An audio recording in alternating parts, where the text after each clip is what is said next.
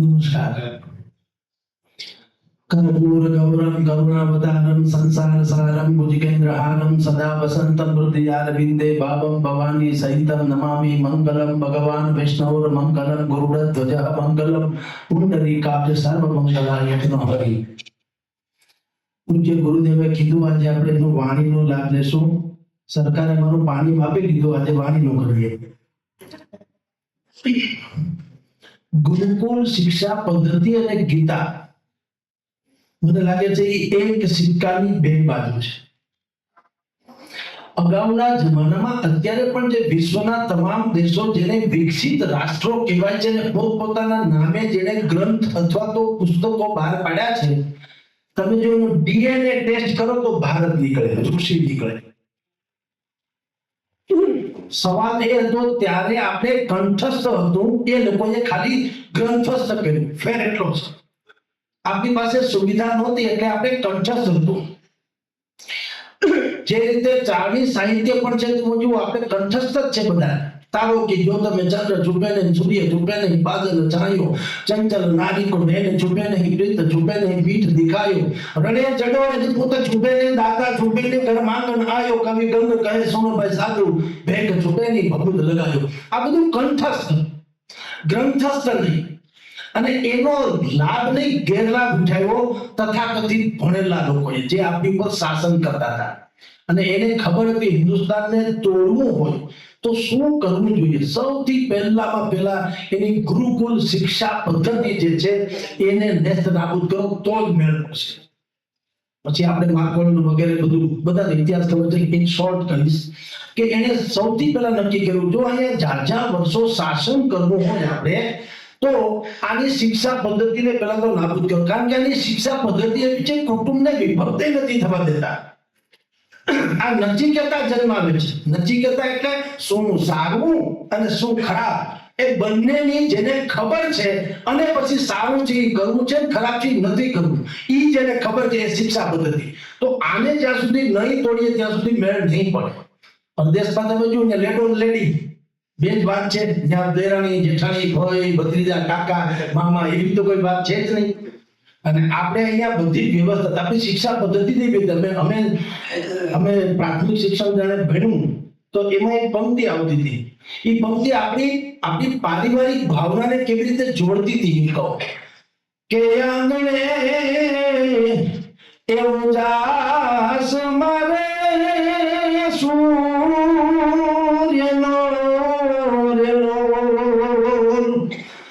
અને ઘરમાં એવું જાસ મારો વીર જો ખંભા વિરાને જાવું વારણે અને દેવે એ દીધી છે મને માવડી રેલો અને માવડી એ દીધો મારો વીર જો ખમ્મા વિરાને જાવું વારણેલો.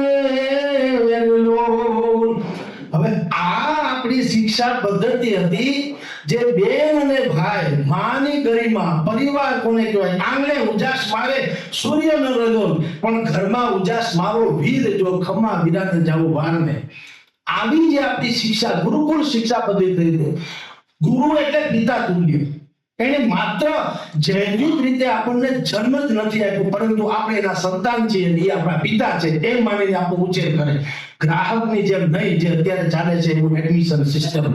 ગ્રાહક નથી, એ મારો પુત્ર છે, માનસિક પુત્ર છે અથવા તો શૈક્ષિક પુત્ર છે એમ માનીને ગુરુ જેને ઉછેર કરે અને સંસારને નચિકેતા યુવાનો આપે. એ નચિકેતા એટલે ઉપયોગી, એમાંથી કોઈ યોગી જન્મે. એટલે આ પ્રકારની શિક્ષા પદ્ધતિ ગીતામાં આનો પૂર્ણ સાર છે. પૂજ્ય ગુરુદેવ કીધું ગીતા મને લાગે ત્યાં સુધી ગીતા એટલે પ્રેક્ટિકાલિટી, વ્યવહારતા, રૂઢિચુસ્તતા નહીં. भगवान कृष्ण ने कीधु जहां हम खड़ा रहते हैं लाइन हमेशा शुरू होनी चाहिए. हो बात एक बात एवी कोई मर्यादाમાં નહીં રહેવાનું જેનાથી બધી રીતે નુકસાન થાય. સમાજના હિત માટે તમામ નીતિ નિયમો તોડીને તમારે નવા નીતિ નિયમ બનાવવાના. તમે વિચાર કરો કેવી બુદ્ધિ વાપરે છે.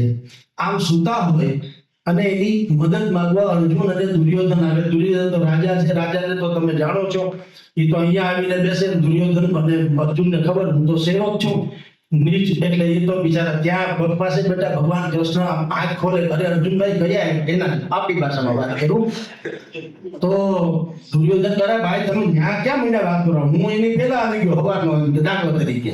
અને હું અહીં ભગવાન કૃષ્ણ કહું સોરી તમે આ બાજુ બેઠા મને ખબર નહીં, ને આંખ ખોલીને બધા અર્જુન દેખાણ. ત્રિલોકનો નાથ છે એને ખબર ના પડે કોણ હેલું કોણ છેલું. પણ આ પ્રયોગો શું છે?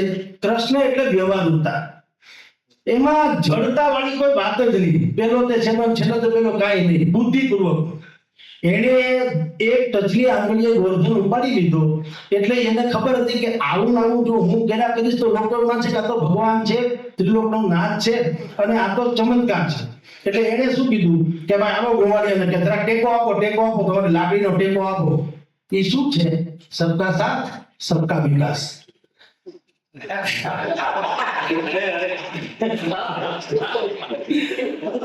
એવી વ્યવસ્થા છે કે ભાઈ તમે પુરુષાર્થ કરો. કહેવાનો તાત્પર્ય એ છે કે જો તમે પુરુષાર્થ, આપણે કેમ અમારા ભાગમાં નહીં, ઘણી વખત તમે જોજો આપણે બધા હતાશામાં એવું બોલતા હોઈએ છીએ કે ભાઈ બહુ અમે તો કરીએ પણ હવે મને લાગે અમારા નસીબમાં નહીં. ભગવાન કૃષ્ણએ આ ટેકો આપવાની વાત કરીને એમ કીધું કે પુરુષાર્થ થકી પ્રારબ્ધને પણ બદલી શકાય છે. તમારા નસીબમાં નથી, નસીબાડીનું પાંદડું છે એવું તમે માનતા હો તો સોરી, એવું નથી હોતું. તમે પુરુષાર્થ કરો. તમને અકસ્માત કે મને કોઈ રોગ થાય નીતિ નિયમ પ્રમાણે જો દાખલ નિયતિ છે, પણ ડોક્ટર પાસે જાઓ તો દરજ ઓછું થઈ જાય, એમાં ના નહીં. એવી રીતે ભગવાન કૃષ્ણએ કીધું તમે બધા પુણ્યપૂર્વક પુરુષાર્થ કરો. ચમત્કારિક વાત નહીં, ચમત્કાર તો છે જેને ટકિયાને જો ગોળધન ઉપાડી દીધો એને કઈ ગોવાળિયાના ટેકાની જરૂર હતી જ નહીં. પછી નાગ દમન કરવું હોય તો પણ કે શું, ઓહો ગેડી તો ગળો ભૂલતી પડી ગયો, મારે લેવા જવું પડ્યું, આવું કઈ હોય ને લીલા કહેવાય. સીધો કાટલો પકડે તો ખરાબ લાગે કે તમે હોશિયારી કે દાદાગીરી કરી. ભાઈ અમારો દડો પડી ગયો તો યાર દડો લેવાના, હવે છોકરા વગર રમીએ છીએ, અમારી મજા માની દે, આવું આવતું છે એવું કારણ. એટલે ગીતા એટલે પ્રેક્ટિકાલિટી, તમામ સમસ્યાઓનો ઉકેલ તમને પુનઃપૂર્વક આપે. અને હું આપને કહું એક લૌકિક આ તો મૌલિક બનાવેલી વાતો છે. આવું હું જે હવે કહીશ એવું કઈ હોય નહીં, પણ એક મૌલિક મેં આ ગીતા ઉપરનું ભાષ્ય જમાનામાં અમદાવાદમાં આપેલું એટલે તમને કહું છું. શું હોય છે ગીતાનું અગર કોઈએ સારામાં સારું અનુભૂતિ કરી હોય તો એ ગધેડાએ એક સમયે આખા ગધેડાનું મહાસંમેલન મળ્યું. બધાની સમસ્યા હતી કે ભાઈ શું થાય છે? મુશ્કેલી એ છે કે આપણામાં કોઈ જો રૂપ નથી, રંગ નથી, ગુણ નથી, આપણે કોઈ રીતે હાલીએ એમ નથી, આપણો અવાજ ખતરનાક ખરાબ છે. તો આપણે કરવું એકદમ નકામું પ્રાણી તરીકે આપણે એટલે આપણે કહીએ છીએ ને આપણે ગધેડા નથી કહેતા, તો ગધેડા જેવા છીએ તો હવે કરવું શું? એટલે એમાં એક શ્રેષ્ઠ ગધર શ્રેષ્ઠ છે, વિદ્વાન ગધર, એણે કીધું કે એવું નથી ભાઈ. જુઓ દરેક બાબતો જે છે ને એ આપણને ગીતામાંથી એનો જવાબ મળે છે. ગધેડાએ કે તમે લોકોએ ગીતા નથી વાંચી, જો ગીતા તમે વાંચી હોત તો આપણે નકામું છે એ જીવન આપણને લાગે છે, ગીતામાં એના જવાબ છે, આપણે નકામા નહીં, આપણે ઉપયોગી સાબિત થશું. તો કે શું કરવું જોઈએ? તો પાછળ તમને બધા સાંભળો કે ભાઈ એવું છે આ દુનિયામાં તમારે ઉપયોગી બનવાનું છે. પહેલી વાત તો નકામા ક્યારે છો? તમે ભારે પડતા હો તો. તમે ભારે ન પડો અને કમસે કમ ઉપયોગી જ રહ્યો, તમારા વગર હાલે નહીં એવા ઉપયોગી રહ્યો, તો સમાજમાં તમારી ઉપયોગિતાને કારણે તમારું બાકીના દુર્ગુણો પણ જે છે એ ઢંકાઈ જશે. તો કે શું કરવું જોઈએ? એણે કીધું ગીતામાં કીધું કર્મણ્ય અધિકાર હસ્તે મા ફલેષુ કદાચન. આપણે સખત મહેનત કરો. અને એ પણ ગધેડાએ આજ સુધીમાં, ત્યારથી માંડીને આજ સુધીમાં કોઈ રીતે જે તે સમયે તો કુંભાર પ્રજાપતિ સમાજ ગધેડા રાખતા, પણ એમ કીધું કે તમારે આખો દિવસ સખત મહેનત કરવાની અને ઉકરડો ચરી લેવાનો. કુંભાર પાસેથી ગંધર્વના ફૂલાની પણ અપેક્ષા રાખવાની નહીં. કર્મણ્ય અધિકાર હસ્તે મા ફલેષુ કદાચન. આપણે કોઈ ફળની આશા જ નહીં રાખો, બસ કામ કરવાનું કીધું, કામ કરી નાખો, વાત થઈ ગઈ પૂરી. તો કે શું થશે? એ એટલા માટે કહું છું કે તમે જો ભયંકર ઉપયોગી હશો તો તમને અનિવાર્યતા ઊભી કરશો તો તમને કોઈ માણસ કાપશે નહીં, મારશે નહીં, કાઢશે નહીં. તમે જુઓ 33 કરોડ દેવતાનો વાસ હોવાનું કે જે ગાયની હત્યા સાંભળી, તમે ગધેડાની હત્યા બધી સાંભળી? ઉપયોગી છે. અને ગધેડાએ કીધું છે, ગધર શ્રેષ્ઠ હતા એને, કે તમે જો ઉપયોગી હશો તો હવે પછી તમને કે કળયુગ આવવાનો છે અને કળયુગમાં તમારી જાણ તરીકે તમે ઉપયોગી હશો એટલે સાચું છે. ઉપયોગી નહીં હોય ને તો સદા બાપને વૃદ્ધાશ્રમમાં મોકલી દે. આ આપણે જે કહેવત છે ને, ગરજે ગધેડાને બાપ કહેવાનું. એને કીધું તમારી ગરજ ઊભી કરો તો તમને પિતા તુલ્ય સાચો છે. તો આજ સુધી તમે ક્યારે સાંભળ્યું ગધેડાની હત્યા? નહીં. શું કામ? ભયંકર મહેનત, કઠોર પરિશ્રમનો કોઈ વિકલ્પ નથી. એ ગીતાજીનો સાર. આ એક ખાલી રમૂજી વાત છે, પણ બેઝિકલી વાત એવી છે, આપણે આપણી ઉપયોગિતા સાબિત કરી દઈએ તો ગીતાજી કહે છે કે તમને કોઈ જાતનો વાંધો આવે નહીં, જગત તમને સ્વીકારી લેશે, તમારા અવગુણ સાથે પણ સ્વીકારી લેશે. તમે જો બહુ મોટા સુખી સંપન્ન માણસ હોય અને દારૂ પીતા હોય અને આપણે દારૂ પીતા, આપણને દારૂ પીઓ કે ઓલા નો કે આ તો શરાબના શોખીન છે, લે એ શોખીન છે, હું ખાવા તો દાળિયા ભાગું છું, એ કાંઈ ચણાના શોખીન નથી હોતું. શું કામ? એને એની ઉપયોગિતા સાબિત કરી દીધી. જે રીતે હોય તે રીતે લાખો કરોડો રૂપિયા આપીને પણ એને સાબિત કરી દીધી એની ઉપયોગિતા. એટલે સમાજે એને જોવાની દ્રષ્ટિ બદલાવી નાખી. તમે જુઓ, એટલે ગીતાજીમાં પણ એવું કહે છે ભગવાન કે તમે તમારી ઉપયોગિતા સાબિત કરી દો ને તો સમાજનો દ્રષ્ટિકોણ બદલાઈ જશે તમારા પ્રત્યેનો અને તમને સ્વીકૃત કરી લેશે. એટલે આ સંદર્ભમાં આપણે કહું છું કે અહીંયા જે ગુરુદેવ કીધું ગર્ભથી ગીતા સુધી, મને ગર્ભથી નભ સુધી હોવું જોઈએ, વાયા ગીતા. કારણ કે આપણે અમને તો ઉપર જવાની વાતો છે, તો ગર્ભથી નભ સુધી અને વાયા ગીતા એ પ્રમાણે જે છે આપણે ગીતાજી, અને ગીતાજીની જરૂર તમારે, તમે બધા હે ભાઈઓ આવો જલ્દી ગીતા સાંભળો, ગીતાને કાંઈ જરૂર નથી હો, આપણે જરૂર છે ગીતાને. આપણે અવળે રસ્તે છીએ એટલે કહું છું સદભાગ્ય છે આવા ગુરુમાં મળ્યા છે, આવા ગુરુદેવ મળ્યા છે કે આપણને ટવકાર કરીને આપણે એલાન કરે છે. તમે જુઓ આ અને ગર્ભ સંસ્થાની વાત કરી, બહુ ગમ્યું, કારણ કે હવે જે સમજીને બગડાય બધી સુધરે નહીં. કંટીનમાં બગડવાના કારણો મારો અધિકાર છે બગડવાનો એમ, એટલે એ નહીં સુધરે. પણ ગર્ભ સંસ્કાર વાળી વાતો કે છે ને, એટલે આપણે શિવાજીના આરોગ્યમાં કે છે ને, પેટમાં કોઠી સાંભળેલી બાળ રામ લક્ષ્મણની વાત, પેટમાં કોઠીને સાંભળેલી બાળ રામ લક્ષ્મણની વાત રે, બાળ રામ લક્ષ્મણની વાત, માતાજીને મુખ જે દીઠી.